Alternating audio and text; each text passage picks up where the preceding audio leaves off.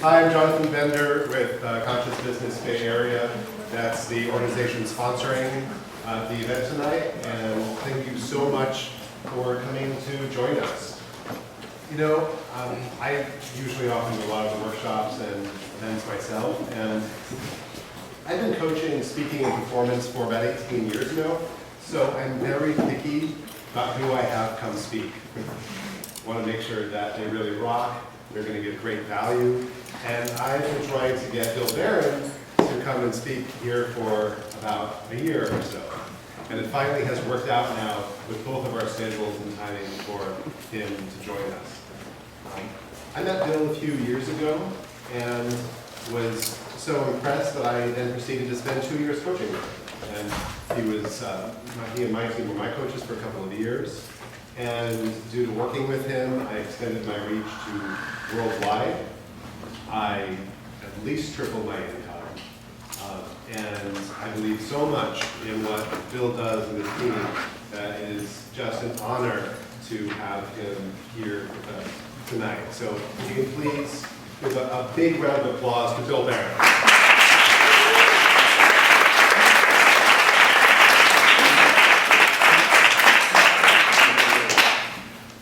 Jonathan, thank you so much for allowing me the stage and bringing these amazing people into the room.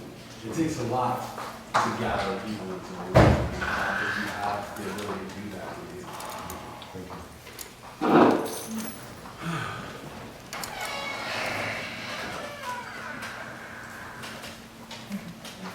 Wow. Thank you for allowing me to connect to you. I can feel your presence, and it feels really good. Thank you. So I want to know a little bit about who's here. I'd love for you to raise your hand if you've been in your current business 5 years or more. Right about 12 people. Great. How about 2 to 5 years? Great. What about 0 to 1 year? First year of business. Nice. And the last category, you're like barely dipping your toes in the water in your business, or like you feel like you haven't started yet. Raise your hand. All the other hands went up like this. These were like, yeah, so I want to know a little bit more so that I can tailor this conversation to whoever's in the room. So who until today did not know who the hell I am? Awesome, the majority of the room. What about, you kind of heard about me, but you've not experienced anything at all that I do? Great. And what about, you've experienced some things that I've created, like a teleclass, or you heard me speak? Awesome. And who's been a client of mine? All right, so you got 2 clients. Awesome. Great. So I want to tell you a little bit about how I got started. And not just how I got started, but the experience of starting my business. So when I started a service-oriented business, what was shocking to me was how damn hard it was. I had no idea that it would be this hard.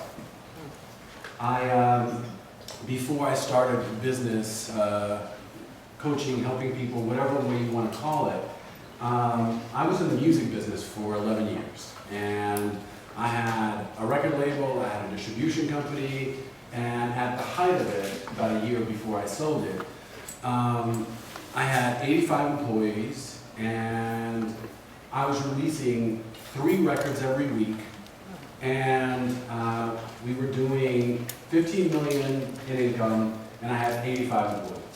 So I thought, I know what it takes to succeed, because I've done it. And I start this business, and I can't get a client. I feel like I'm paralyzed with fear. And it was an incredible shock to me. Like, how is it possible that I was able to create this in the music business, which has the reputation of being the hardest business to succeed in, especially for seemingly a small independent label. So how is it possible that I could do that, but I couldn't do this business? How hard is it to promote myself and get a client who will pay me something? So apparently, at least to me, it was harder than I ever thought possible. And the first realization that really made a difference to me was, it was like this little shift in my mind that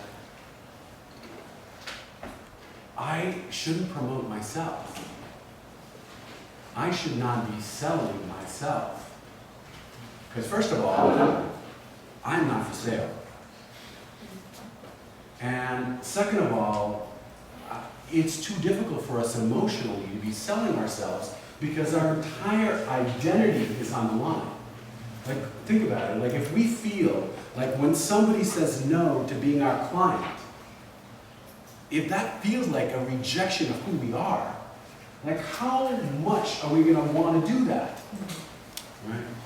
And so when I realized that it is not myself that I ought to promote, it is not myself that I ought to sell, that it is the value that I'm creating, and it is the result that I'm providing my clients.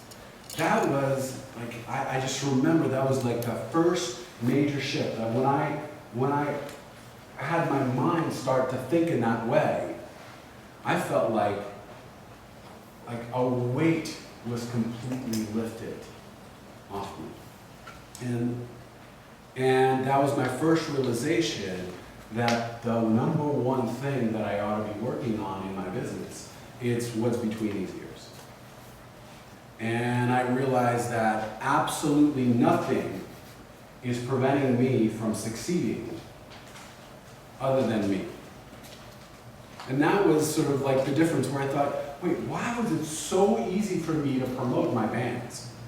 And why is it so hard for me to promote myself? So that was the shift that really helped me.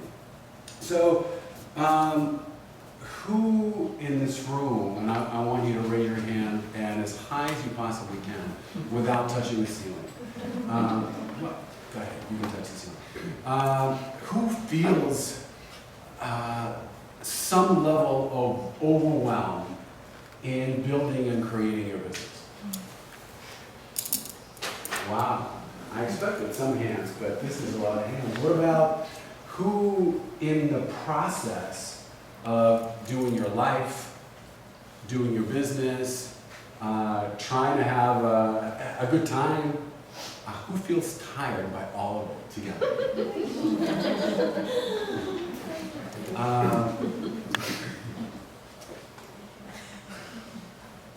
Are we at the old folks home now? Is that? That's it. That's it. I mean, we're tired. Yeah. So here's another one that I want to know, and I want you to tune in when you answer this question. Who sometimes feels like quitting, or if you haven't started your business, who feels like you want to quit before you even start? Yeah. And if you raise your hand, it really does mean that you're in the right place, because I know that I feel like quitting all the time. I still feel like quitting, but these are momentary lapses where in the beginning, I felt like quitting all the time. So I want to talk a little bit about this syndrome that we're experiencing. The one that has us wanting to quit, the one that has us feeling completely overwhelmed, the one that has us being tired and exhausted and feeling like, where do I get the energy to continue to create this? And the syndrome that I'm talking about is the spinning your wheels syndrome. So I want you to imagine a hamster. And the hamster's in the hamster wheel. And the hamster's running. Like its entire existence seems like is designed to run in the hamster wheel. So imagine what happens for us in our life. We're in the hamster wheel. So when you're in the hamster wheel, does running faster help you get anywhere? Does more effort help you get anywhere? No. Thank you. So one person thinks no, everyone else keep running. So, you can imagine that when you're in a hamster wheel, the only answer is to get out of the hamster wheel. But what winds up happening is that we're trying to get to a particular result. Maybe we have a vision of our business, God bless you. Maybe you don't. But we're like trying to get there, and it's not working. And the reason why it's not working is that what we're doing and how we're thinking may not be designed to get us to the result. So you can think of it this way. When you've programmed an address in a GPS or in your phone, especially in the newer phones, every time you make a wrong turn, it course corrects. It lets you know, no, you just, whatever it does, and then it tells you, okay, make the next right turn, makes the next left turn, and then keep going, right? But that is so hard for us to do as business owners. And so we wind up being in the same loop, thinking the same way, and doing the same things. So what I am talking about today, yes, my talk is about the design that allows you to add 6 figures to your business in 1 year. But like you can think of the subtitle to be like the methods to get out of the hamster wheel. Yeah.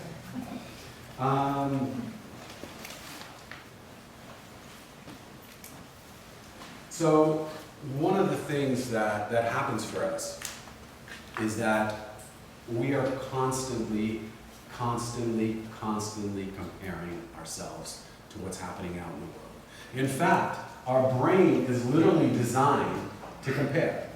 Like, the reason why I know that Kevin is different than Christine is because my mind is designed to compare. Okay, different glasses, hair almost the same, different clothes. And that's how I know that they're different, right? So we're designed to compare, but it's really understanding how our comparison works. So here's how usually our comparison works.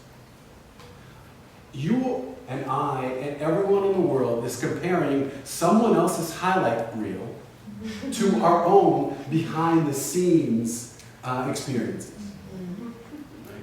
That's what we're doing. And so I can stand up here and say, okay, I have a multi-million-dollar business. Great, but so what? Right?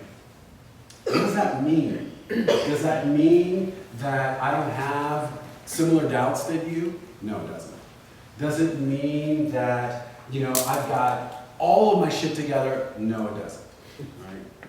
But what it does mean, and the only thing it means, is that I've been doing this long enough, and I've been a student of the game of building a business enough that I've been able to get to this place. Had you met me in the first 5 years of my business, my story would have been, I have mortgaged my house, I have borrowed money from my parents for the last time, and I felt like, and what makes things worse, I felt like I had no plan B. Like, I knew that this is what I meant to be doing.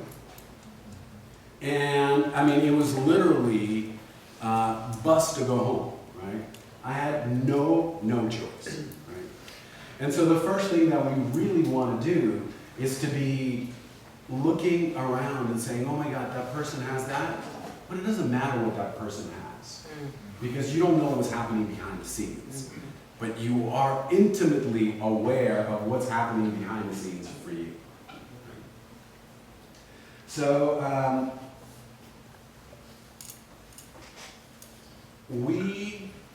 and this is really important, we do not know how to do anything until we have actually done it. And I mean, like, we don't know how to build a successful business until we've actually done it. We don't know how to launch a program until we've done it. We don't know how to fill our schedule with high-paying clients until we've done it. And this is a really interesting thing. It's like, so how do we have the experience and the confidence of trying to create something that we haven't actually done, right? And this is an incredibly important skill set for us all to have. How do I feel like I've created something before I've created it? Do you know how hard that is? Yep. Yeah. Stop trying. That is impossible to do. Right? You know, there could be like these mindset gurus that will tell you, go and own yourself to feeling like you've created something before you've created it. Maybe as an enlightened being, and maybe after having 25 years of spiritual training, and I'm talking about like boot camp like training, maybe you can do it. And maybe you can listen to them and say, I've got the shortcut for how to make you feel that way. I have spoken and I know a lot of those gurus. And I've got to tell you, it's bullshit. But here's what you can do. Instead of wanting to feel like you know how to do that, you've got to do it. You've got to go for it before you know that you will succeed. That's the difference between people that succeed and fail. Those that succeed will go into creating something, they'll do it, they know they don't know how to do it, but they'll do it anyway, and they'll do it anyway, and they'll do it anyway until it finally clicks. So, and I'll tell you a little bit more later on how I went from working with people just one-on-one, which I did for many, many, many years, to creating a leveraged income where I don't have to trade time for dollars. But the first group program that I launched, well, guess what? I didn't know how to do it. But somehow, through hustle and desire and like learning enough marketing, I filled my first program. And I was like 30 people. And I had my first group experience. It was on the phone using a teleconferencing service.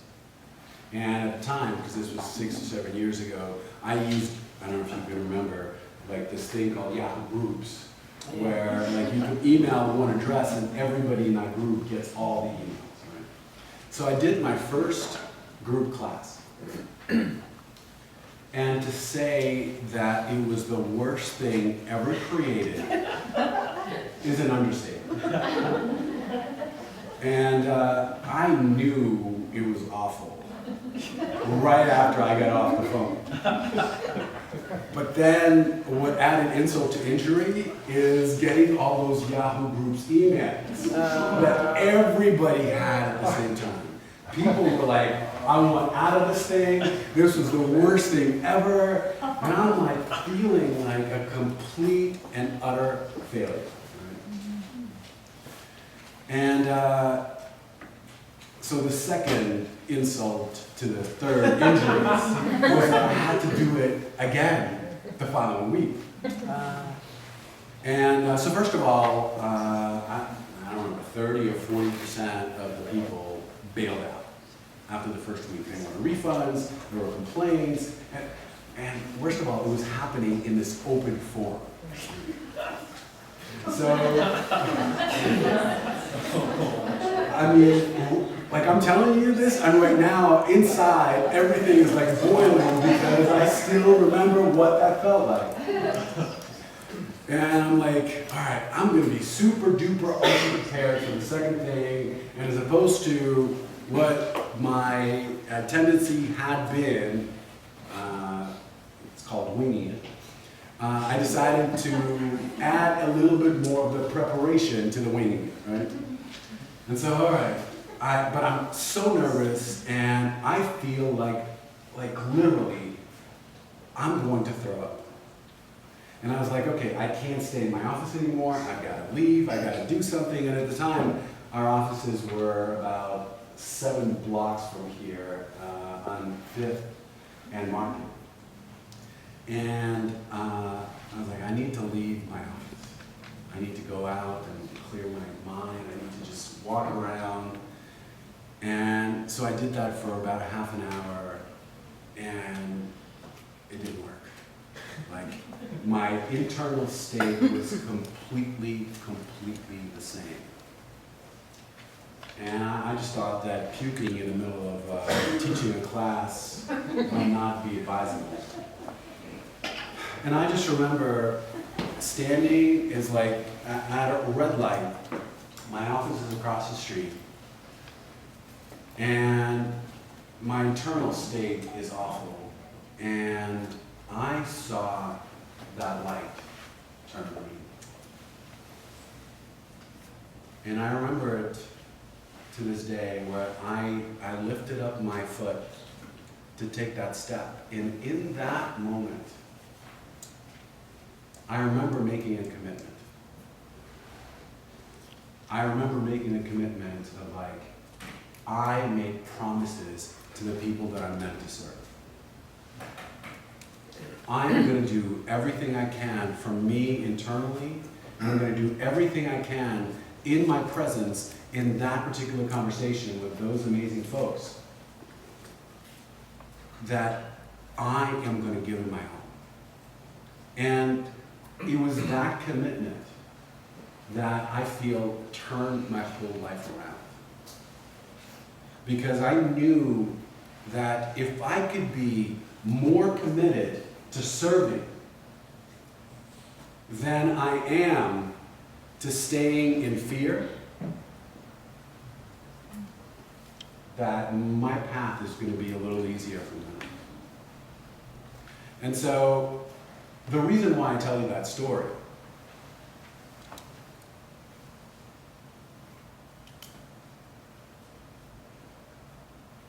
is that whatever it is that you may be dealing, consciously or unconsciously, that is preventing you from taking those steps, or to take that step, whether it's procrastination, whether it's not planning, whether it's not creating the vision that you want to create, whether it's not getting the support you need, whether it's not looking enough at what you're doing so that you can actually course correct. I just want you to know that the first place you look is your commitment to serve. And what is it that you can do to say to yourself, I am more committed to the people that I'm meant to serve. I am more committed to the mission that I'm here to accomplish on this planet. I am more committed to being more of who I'm meant to become in this world than I am to the fear that I'm going to be feeling for the rest of my life. Because fear, resistance, and all of that hoopla is just telling you that there's a treasure on the other side of it. Like when you think about the prototypical hero's journey, like the hero sets out to do what the hero is supposed to do. And before the hero gets to the treasure, that's where the fire-breathing dragon lives, right? So your fear and the resistance is that fire-breathing dragon that lets you know that you are really close to that treasure. So most people feel like fear is an enemy that we need to overcome. Fear is an enemy that we need to slay. No. Fear is your friend that tells you that you're on the right course. And of course, there's different kinds of fear, right? It's like if a car is coming your way and you're in the middle of the highway, fear is meant to protect your life. But that's not the kind of fear that's preventing you from creating the business that you want. That's a very different kind of fear. So I'm going to be talking about 5 big shifts. All of them together designed to bring you an extra $100,000 of revenue in your business. And something, full disclosure, I like talking about money.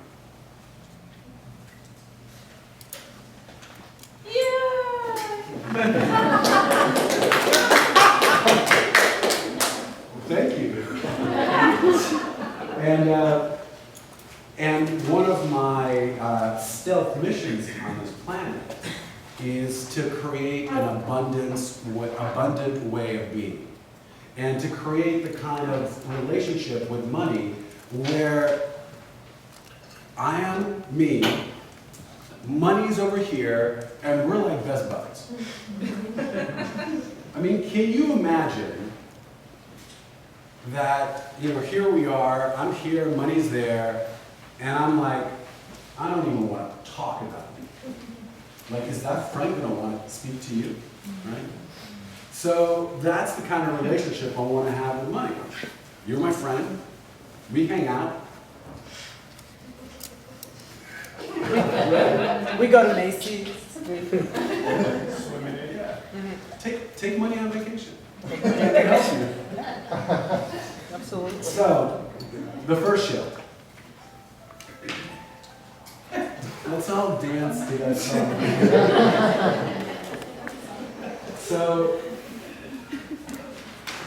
all right, I have this flip chart. I don't know what the hell to put on it, but I need a scribe who wants to be a scribe for just like one page. Oh my God, all the way in the back. Come on up. All right, let's do a big round of applause. Man, I gotta tell you, that applause, weak. Give her an applause.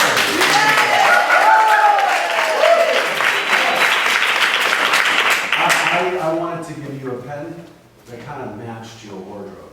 Okay. Oh yeah, very nice. Oh, look at that. Okay. Smart and style. So, put down big shift number 1. Oh, look at that. Am I doing this right? Absolutely. I want to get it perfect.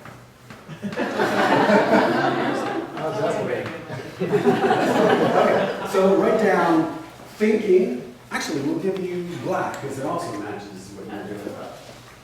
All right, write down thinking plus doing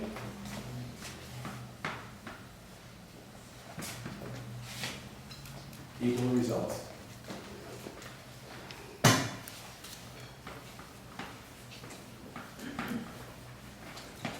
There you go. Thank you.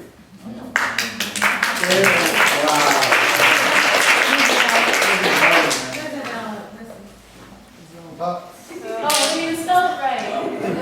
It's spelled perfect. By the way, she's a plant.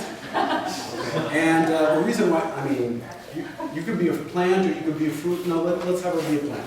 So the plant is that perfection is futile. So the more that you can let go of the perfection, the more in action you're going to be. So I would rather you go and you do something and fail badly, but then course correct, than you spending hours and hours, and by hours I mean days, and by days I mean weeks, and by weeks I mean months, and by months maybe I even mean years, to create something that is so good so that I can feel that maybe I'm not going to get rejected. But then when you launch it, you find out, oh my God, maybe I should have launched it earlier and course corrected. So fail fast and fail often. So thinking plus doing equals results. So how you think and what you do is how you get the results. Change your thinking and change what you're doing, change your results. I mean, it really is that simple. So, let's do a little bit of thinking. What's the number one thought that you have that is getting in your way of getting results? It's not good enough. It's not good enough. Great. So now, this is what we're going to do. Find a partner, and you're going to talk 1 minute each with each other about the number one thought that you have that's getting in your way. And then we'll get 1 or 2 people and we'll transform those thoughts. All right, so raise your hand if you don't have a partner so that